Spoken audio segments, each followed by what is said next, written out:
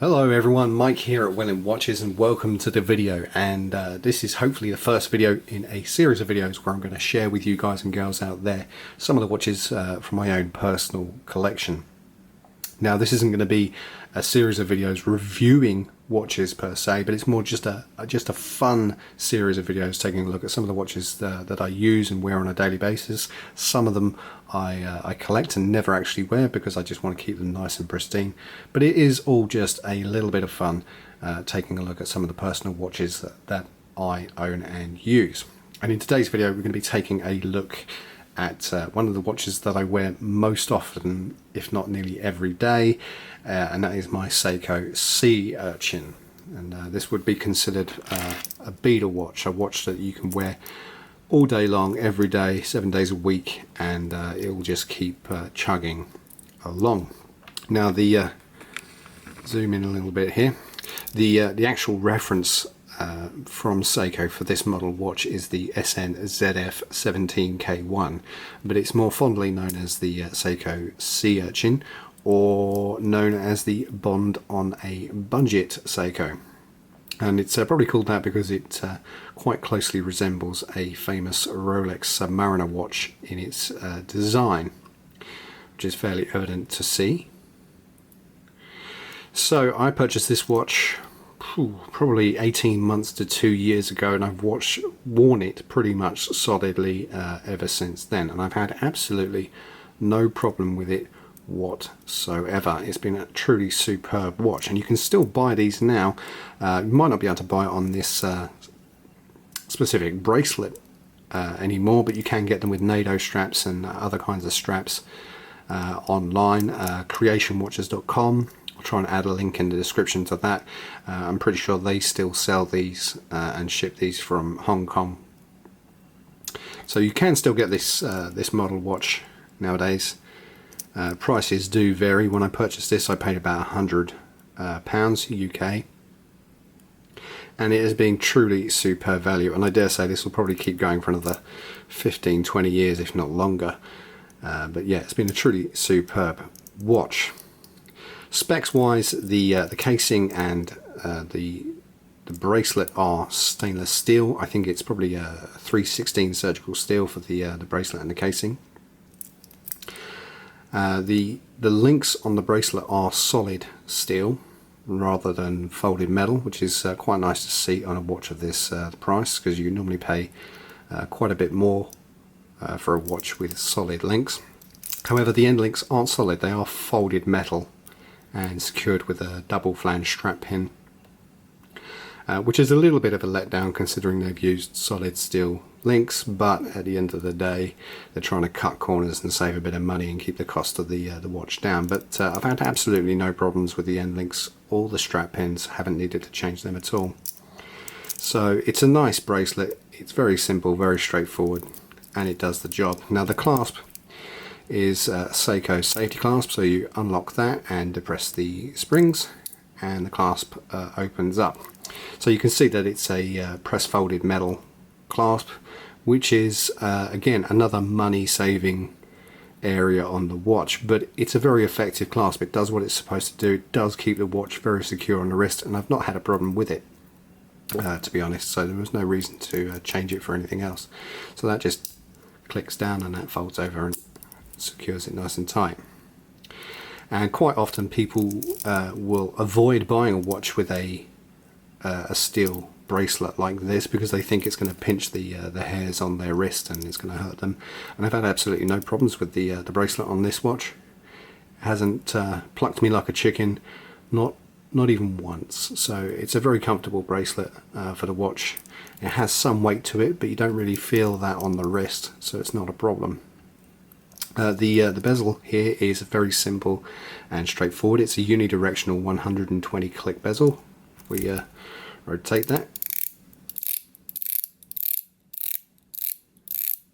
so it has a very good solid feel when you rotate the bezel. I've had absolutely no problems with it. I actually recently removed this to clean out any gunk, and there was a surprising amount of gunk underneath that after 2 years, I can tell you. But that's been put back on there and it just clips back down no problem. And again, it runs. It does what it's supposed to do. It's very simple and an effective bezel. So the dial, if I just get rid of the fingerprints there, so you can actually see the dial. The dial is solid black. You zoom in there, get some focus. The dial is solid black and it has applied markers which are super luminova filled, and as everybody knows, Seiko's lume is always very, very good. Now this is classed as a dive watch. It is water resistant to 100 meters, as it says on the dial, but it's not ISO certified. It's not a professional dive watch, and I wouldn't take this on any great depths. But if you wanted to go snorkeling or swimming or take it in the shower or a bath, then it's going to be perfectly fine, and it has had absolutely no problems doing any of those kind of things. So yeah, it is a dive watch, but it's not really a professional dive watch, and a professional diver wouldn't purchase this watch for that kind of purpose anyway. So black dial, applied markers, and if we turn out all the lights, we'll see just how well the lume works. So there we go, you can see that the lume is still very, very bright. Now even once the lights have gone off and it's been dark for quite a while, the lume does hold its brightness still very, very well. Absolutely no problems with the night vision with this watch. Now the movement used inside is the solid and reliable 7S26 movement, which is 23 joules in this case. I don't remember the letter denomination after the movement. It'd be a 7S26C, I think, but it's an automatic movement. There is no manual wind and there is no hacking, so it's very simple, very straightforward. You have to wear it to wind it. So if you leave this watch off your wrist for a couple of days and come back to it, you will find it will stop, and you have to wear it for a couple of hours to get the reserve back up, and then you can set the time and date and it'll all be good after that. And that can be a pain in the rear end, but it's not the end all and be all. If you really want to keep the watch going, then you buy an automatic winder and you stick it in the box and it'll wind it for you when you're not wearing it, but it's never really been an issue for me. So we move those hands out of the way, we'll also be able to see the day and date disc there, which are also black background, so that it matches the dial, which is actually quite a nice and thoughtful touch on behalf of Seiko, not to use a white day and date disc, which would kind of ruin the entire flow of the dial. So we have an inner bezel there, which is very simple, black with white minute markers, and you can see why people think that this resembles a Rolex Submariner, and people probably think that it is a Rolex Submariner from a distance, but to anyone who's watch savvy will know exactly what it is. It does come with a display back. Don't know if you can really see that. If we open the clasp up and try and zoom in to the movement there, see if we can get that in focus. So there we have the 7S26 movement working away in there. And it keeps very good time. I'd say during the course of a day, probably plus minus 10 seconds. And it's certainly not due for a service just yet, so let's zoom out. But overall, it's a very solid watch, and has been and will continue to be a very solid daily wear watch for me. So if you're looking to purchase one of these for yourself, I can give it a high recommendation. It's been an absolutely solid watch, very reliable, pretty accurate, and very hard wearing. Most of the knocks and scratches and dents that you get in the case and the bracelet, they can all be buffed up and cleaned up without any hassle at all. Now the glass itself does come with a Seiko Hardlex crystal. The original one I've actually replaced already because that got scratched up quite quickly, but then I'm working with some semi-heavy machines, so it's quite often the case that I'm knocking the glass on my watches, so that's why I bought this. The glass is 31mm wide, so if you do ever want to replace the glass, you can easily replace it. It's about 2mm thick and 31mm wide, and you could, if you really felt inclined, fit a sapphire glass,